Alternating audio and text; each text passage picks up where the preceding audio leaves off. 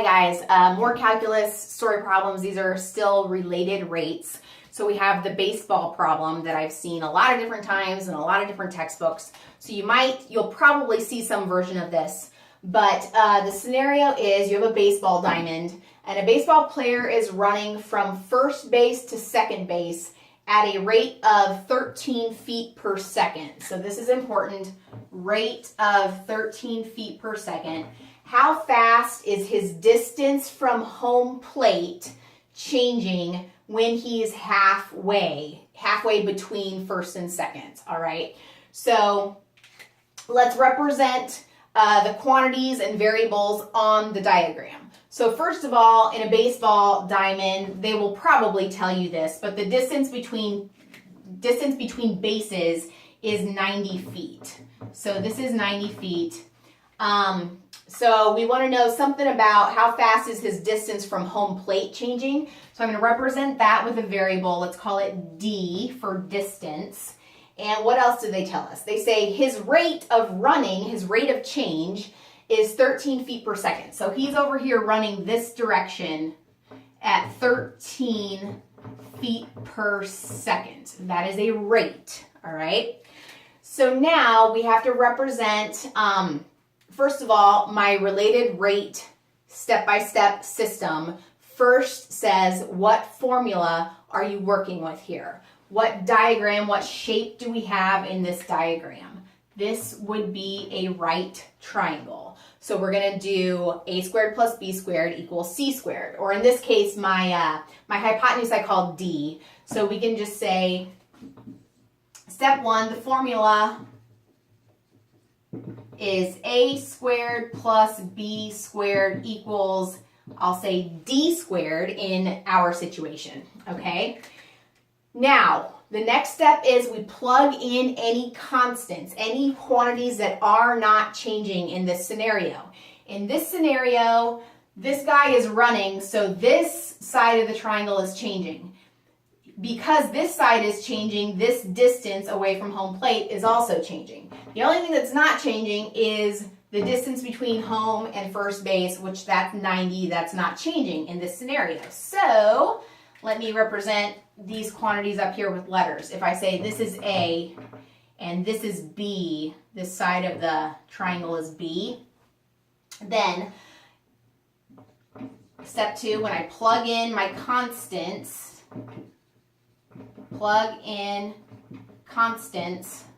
I will get 90 squared plus b squared equals d squared. Must plug in your constants before you take the derivative, okay? Otherwise, it will screw you up pretty much the rest of the problem. So, plug in your constants. Then, step three is derivative with respect to t. So, we're going to say d over dt. Every variable that you still have, every variable gets a d whatever over dt when you're taking the derivative with respect to t on related rates. So the derivative here, derivative of 90 squared, that's a constant. The derivative of a constant is 0. So we'll have 0 plus 2b db over dt equals 2d dd over dt. That's our derivative, all right? Now, the next step is going to be plugging in all the numbers that you know to figure out what you're looking for. What were we looking for anyway? The question was, how fast is his distance from home plate changing? The distance from home plate was d. So the rate of change, or how fast d is changing, would be dd over dt equals question mark. That is what we're looking for. That's what we're looking for. This is our unknown right here. So we should be able to plug in all of the other variables, all of the other db dt. We should be able to find b, we should be able to find d, and then we are looking to, our final answer will be this guy over here, dd over dt. Okay, that makes sense. So now, what we have to deduce some things. Some things are given to us, like we know 2, obviously, do we know B right now? Do we know B was actually B right here, to be real accurate here? Do we know the length of B? Well, you got to read carefully, and it says when he's halfway between first and second, if the total baseline is 90 feet, halfway would be what? 45. So B is going to be 45. dB over dt, that's the rate of change of B. That's how quickly it's changing. So that would be your 13. That's given.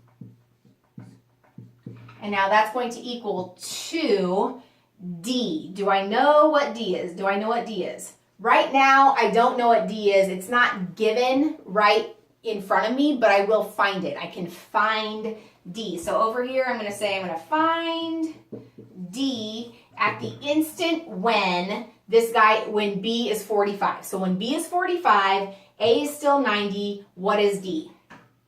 So using A squared plus B squared equals D squared, the instant when A is still 90, B is 45, what is D? So that's how you're going to find D. Calculator, 90 squared, that's 8100, plus 45 squared, so that's 2025. 8100 plus 2025 equals D squared. Add those up and take the square root, so plus 8100 equals, the square root of that is 100.623. D